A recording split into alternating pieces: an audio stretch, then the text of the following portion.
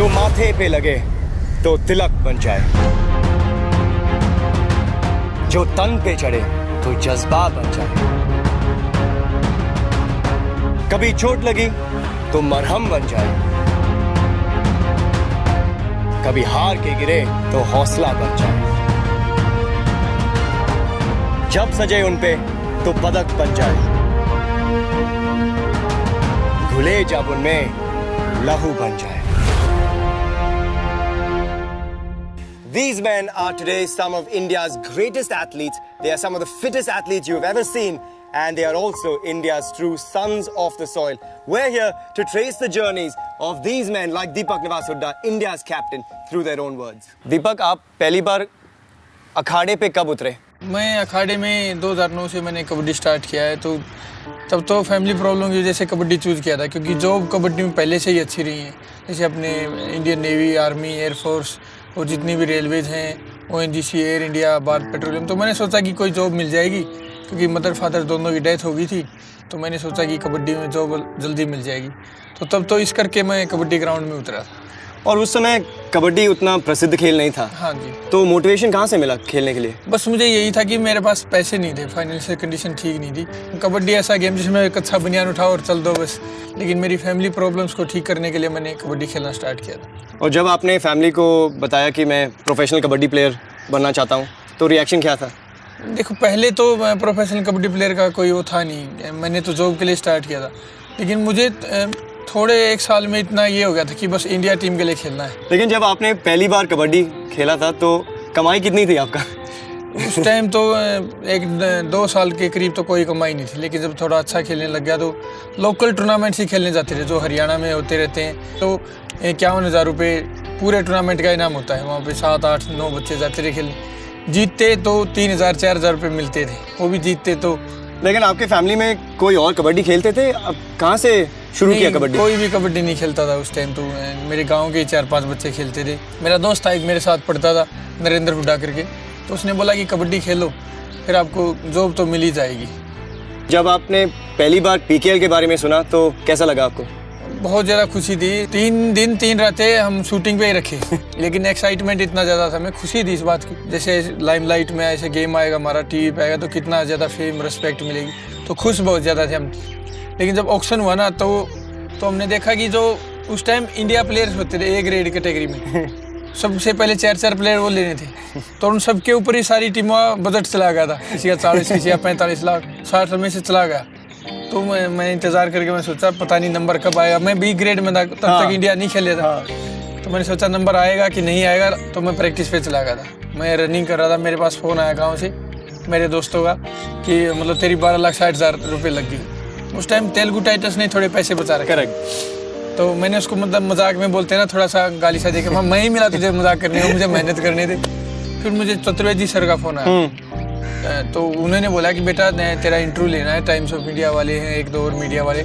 माँ सर क्या बात है? बोला तेरी इतनी बोली लगी। तब मुझे मतलब यकीन तो हुआ, लेकिन मतलब खुशी इतनी ज़्यादा हुई कि हाँ अभी लाइफ से सिक्योर हो गई, अभी मज़ा सा आया खेलने में। और अब तो आप जयपुर का कप्तान हो, जब आप पहली बार JPP का जर्सी पहनी थी तो कैसा था? देखो, अब इसमें हर खिलाड़ी को पता है कबड्डी फील्ड में कि अभिषेक बच्चन सर का कितना रोल है कबड्डी लीग के लिए भी। उनकी सबसे खासियत ये है कि मतलब वो कभी भी उन्होंने एक प्लेयर को मतलब एज ए ओनर नहीं ट्रीट किया, मतलब बहुत ज़्यादा मोटिवेशन मिलता है। और बीच बीच में वो बिग बी सर से ही बात करा देते तो उनसे मतलब एक रोंगटे खड़े हो जाते रहे हमारे। जब अमिताभ सर का कॉल आता था वो सामने आते रहे, और फिर उन्होंने मुझसे स्पेशल बात भी की ऑक्शन होते ही कि आपका स्वागत है जयपुर टीम। बहुत ज़्यादा खुशी हुई थी कि जयपुर टीम से खेलने का मौका मिला है। अब तो एक स्टाइल सिंबल हो गया, आपने मेकअप शेकअप करके प्रोफेशनली ये सब स्टाइलिंग करने से पहली बार जब ये सब किया कैसा लगा आपको? हम बहुत ज़्यादा एक दूसरे के ऊपर हंस रहे थे। जैसे अजय ठाकुर मेरा दोस्त है, हम उसको बोले दो, हमें बोल रहा था, कभी किसी का कहाँ कट मार दिया, कभी किसी का कहाँ कट मार दिया, किसी को टैटू बना दिया पैर पे। तो बहुत ज़्यादा खुशी हो रही थी, हंस भी रहे थे हम काफ़ी। जब पहली बार आपने कैमरा के सामने खेला PKL मैच पे तो कैसा था? नर्वस थे आप? थोड़ा सा नर्वस थे, क्योंकि पहली बार हम ऐसे खेल रहे थे, कभी इतनी लाइट कैमरा एक्शन में नहीं खेले थे हम। और एक तो ऐसे जाना है, इधर से टर्न करना है, उधर से टर्न करना है, आउट हो गए तो आप उसमें एक साइड से गैलरी के साथ से निकलना है। ये 3rd रेड का रूल बना दिया, सुपर टैकल बना दिया, तो थोड़ा चेंज भी किया था।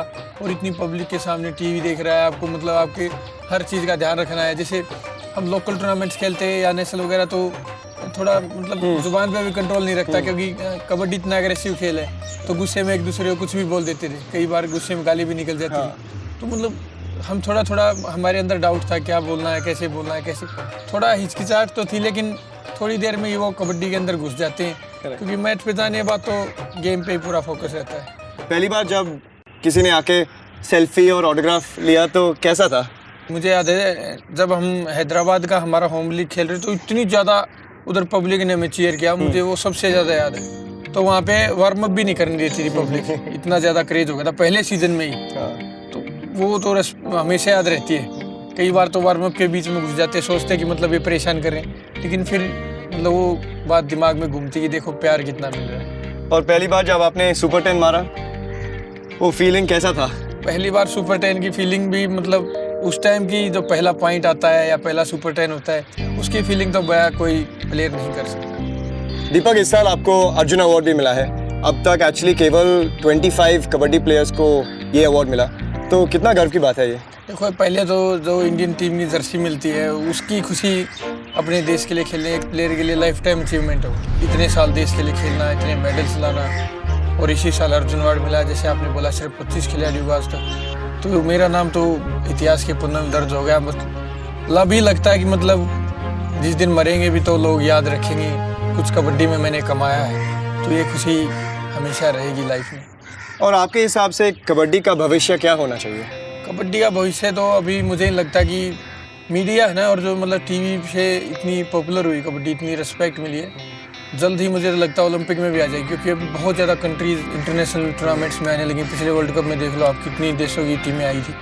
और इस शो जो है सन्स ऑफ द सॉइल, आपका मेहनत, आपके संघर्ष पे प्रकाश डालता है, तो कितना गर्व की बात है कि अभी एक डॉक्यूमेंट्री आपके ऊपर बना रहे हैं। ये जो डॉक्यूमेंट्री बनाई हमारे ऊपर सन्स ऑफ द सॉइल, इससे मतलब कबड्डी के असली मतलब वो पता चला कितनी प्रॉब्लम्स भी आती हैं खिलाड़ियों को, क्योंकि लोगों ने क्या देखा है, हमारा मैच जीत गए या फिर जो टीम जीतती है उसका सेलिब्रेशन देखते हैं, लेकिन उनको ये नहीं पता कि मैच हारते हैं तो कितना दुख होता है प्लेयर को। मैच हारने के बाद नेक्स्ट मैच के लिए कैसे प्रिपरेशन करते हैं, इस डॉक्यूमेंट्री के अंदर वो प्रॉब्लम्स भी दिखाई गई हैं, वो फेस करना, और कैसे हम तैयारी करते हैं सीजन से पहले, कितनी ज़्यादा मेहनत करनी पड़ती है, किन सिचुएशन से गुजरते हैं, टीम का माहौल क्या हो जाता है, ये सब चीज़ें दिखेंगी, उनको पता चलेगा कि असली कबड्डी क्या है। ये खासियत है इस डॉक्यूमेंट्री की। और दीपक, जेपीपी फैंस को क्या बोलना चाहिए?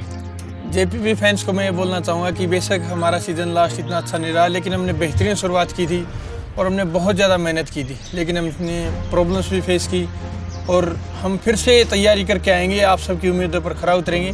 लेकिन आप इस डॉक्यूमेंट्री को ज़रूर देखिए, सन्स ऑफ द सॉइल, आपको बहुत ज़्यादा मज़ा आएगा, आपको पता चलेगा कि असली कबड्डी क्या होती है, असली स्ट्रगल क्या होता है कबड्डी का। Thank you, Deepak. He's an absolute superstar of the game. He's a top all-rounder. He's India's captain, and he's a fantastic ambassador for the sport. Thank you, Deepak.